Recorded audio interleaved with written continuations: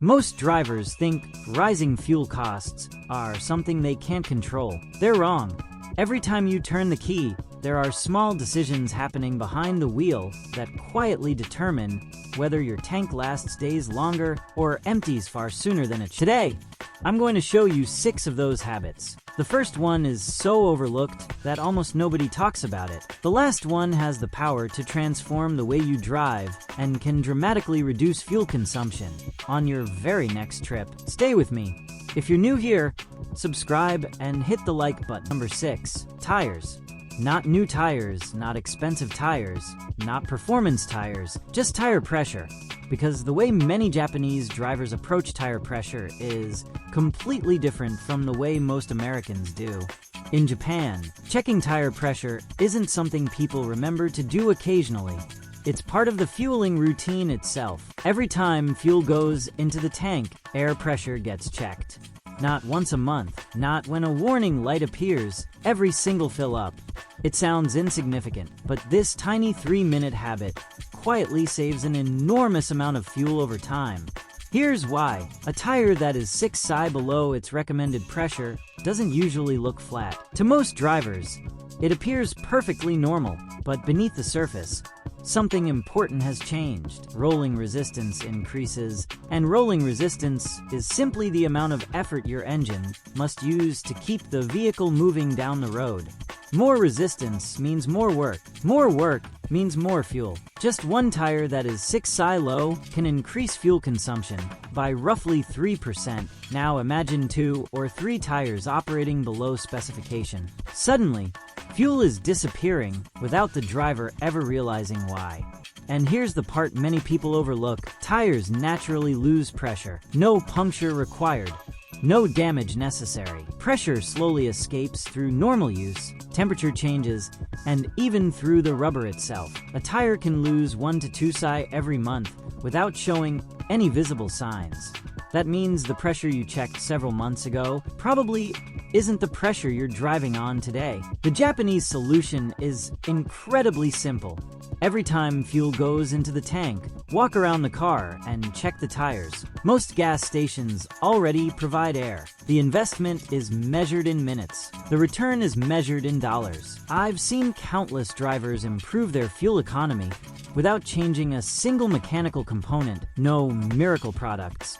No expensive modifications, just properly inflated tires. There's another reason this matters. Temperature. For every 10° Fahrenheit drop in outside temperature, tire pressure falls by roughly 1 psi. So a vehicle that was perfectly inflated in early autumn can easily end up several psi low by winter. Nothing broke, nothing leaked. Physics simply took over. Drivers who check regularly catch those changes immediately.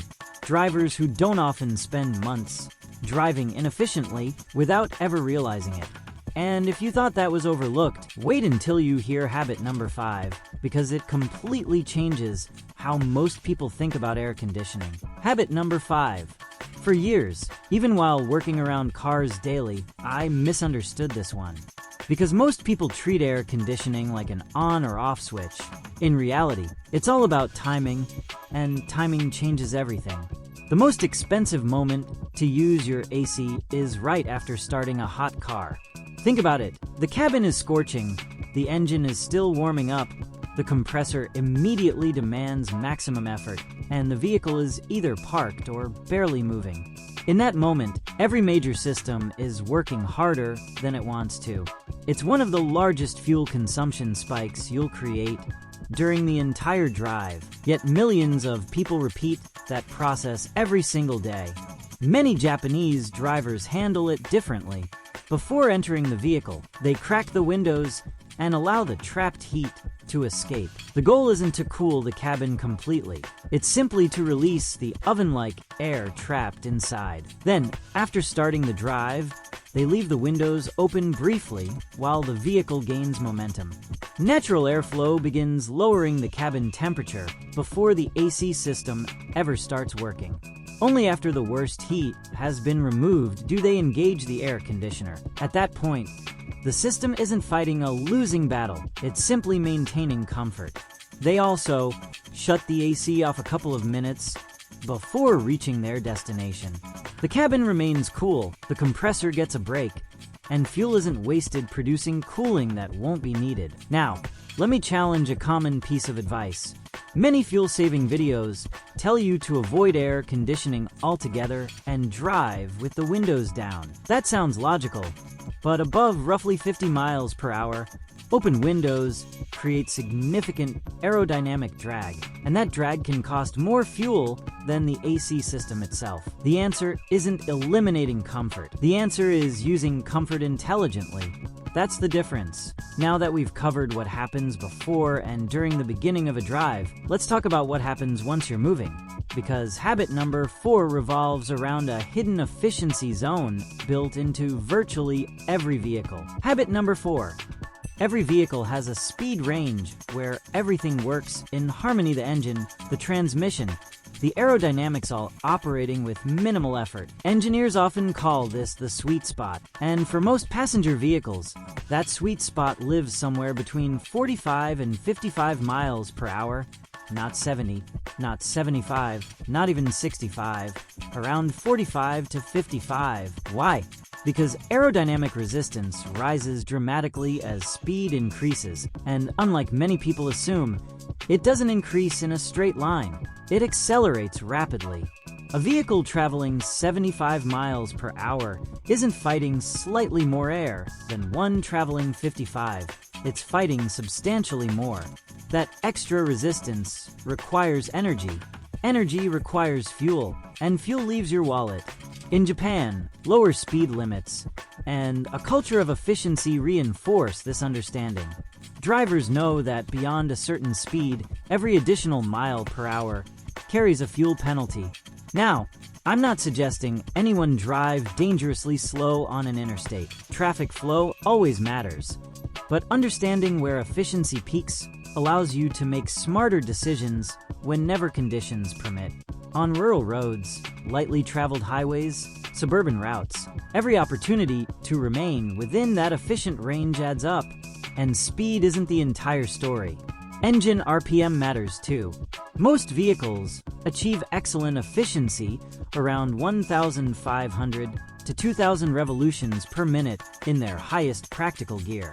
That's where the engine feels relaxed, where combustion is efficient, where fuel stretches the furthest. The next time you're cruising comfortably around 50 miles per hour, glance at the tachometer. You'll likely find your engine sitting exactly where it wants to be. But understanding efficient speed is only half the battle. The other half involves acceleration, and this next habit challenges one of the most widespread fuel-saving myths in America. Habit number 3. Many people believe fuel-efficient driving means accelerating as slowly as possible, gentle, careful, painfully gradual. The idea sounds reasonable, but it's often completely wrong, because smooth acceleration and slow acceleration are not the same thing. A gasoline engine operates most efficiently within certain RPM ranges and during normal driving. Staying below roughly 2,500 revolutions per minute is usually ideal. The goal isn't crawling towards speed. The goal is reaching higher gears efficiently. When acceleration is excessively slow, the vehicle spends longer in lower gears. Lower gears mean higher RPM. Higher RPM means greater fuel consumption. Ironically, trying too hard to be gentle can make the engine work harder for longer. A better strategy is controlled, confident acceleration. Apply enough throttle to move through the gears efficiently, while keeping RPM below that efficient threshold. Reach cruising speed sooner. Settle into the highest practical gear. Let the engine relax. That's the difference. I remember a customer with a Honda Civic who couldn't understand why his fuel economy consistently fell short of expectations. The vehicle was healthy, no mechanical problems, no warning lights, nothing wrong at all. Then we went for a drive. Within minutes, the issue became obvious. He accelerated so slowly from every stop that the engine spent enormous amounts of time in lower gears. He thought he was conserving fuel. In reality, he was wasting it. After adjusting his technique for a single tank of gas, his mileage improved dramatically. Same route, same vehicle, different habit. But acceleration is only one side of momentum management. The other side is slowing down. And that's where habit number 2 comes in. Habit number 2. Most drivers treat the brake pedal as the default solution whenever a slowdown appears ahead. Traffic light, brake. Stop sign, brake. Cars slowing down, brake. But modern vehicles offer another option first, and it's remarkably efficient. It's called engine braking. When your vehicle remains in gear and you completely release the accelerator. Modern fuel-injected engines dramatically reduce or nearly eliminate fuel delivery. The wheels continue turning the engine. The engine helps slow the vehicle, and fuel consumption drops to almost nothing during the process. You're slowing down without actively feeding the engine fuel. That's not a driving trick. That's how modern fuel injection systems are designed to operate. Many drivers simply never learn about it. Japanese drivers often look far enough ahead to take advantage of this. They spot traffic lights early. They notice congestion developing ahead. They release the throttle sooner, and they allow the vehicle's natural resistance to do much of the work. Instead of racing toward a stop and braking hard, they gradually bleed off speed long before reaching the obstacle. The result? Less fuel burned, less stress, and significantly less wear on brake components. In fact, drivers who consistently use engine braking often double the lifespan of their brake pads. That's money saved at the fuel pump and money saved in the repair shop. Efficiency isn't just about fuel. It's about reducing waste everywhere. And that brings us to the most important habit of all the habit that makes every other habit possible. Habit number 1. Everything we've discussed today depends on a single mindset. Tire pressure, speed management, engine braking, acceleration, control. None of them work consistently unless you first develop this skill. Anticipation. In Japan, anticipatory driving isn't viewed as advanced. It's considered normal, competent, expected. The idea is simple. Look 15 to 20 seconds ahead of your vehicle. Not at the bumper in front of you. Not 5 seconds ahead. 15 to 20 seconds. At highway speeds, that's roughly a quarter mile of road. Imagine seeing a traffic light change far ahead. Instead of maintaining speed until the last moment, you lift off early. Maybe the light changes back to green before you arrive. Now you've avoided a complete stop. Maybe it remains red. Now you're rolling gently instead of braking aggressively. Either way, you've conserved momentum. You see brake lights several vehicles ahead. You're already adjusting before the driver directly in front of you reacts. You notice merges, curves, school zones, roundabouts. You prepare before they become urgent. Suddenly, driving feels calmer, smoother, almost effortless. This is the habit that unlocks every other fuel-saving strategy, because engine braking only works if you see the slowdown early. Efficient speeds only matter if you're not constantly chasing traffic. Smooth acceleration only helps if you're not repeatedly stopping unnecessarily. Research and real-world testing have repeatedly shown that anticipatory drivers can consume dramatically less fuel than reactive drivers, using the exact same vehicle on the exact same route. Not because of technology, not because of modifications, because of where they're looking. I'll be honest, this is the hardest habit to build. Modern traffic constantly encourages reactive behavior. Everything feels immediate. Everything feels urgent. Training yourself to look further ahead takes practice. But after a few weeks, it becomes second nature. One simple exercise helps. Before pulling out of a driveway or parking space, remind yourself, 20 seconds. That's it, just 2 words. Then begin scanning beyond the vehicle directly ahead. Look for patterns. Look for changes. Look for what's coming next. Over time, your brain starts seeing the road differently. And once that happens, driving becomes smoother than you ever thought possible. The Japanese don't really describe this as fuel saving. They simply describe it as attentive driving. Fuel savings are merely one of the rewards. The others are lower stress, longer lasting brakes, longer lasting tires, and far fewer emergency stops. So let's put everything together. Habit 6. Check tire pressure every time you refuel. Habit 5. Use air conditioning strategically, not automatically. Habit 4. Stay in your vehicle's efficient speed range whenever practical. Habit 3. Accelerate with purpose, not sluggishness. Habit 2. Use engine braking whenever possible. And Habit 1. Look 20 seconds ahead and drive proactively instead of reactively.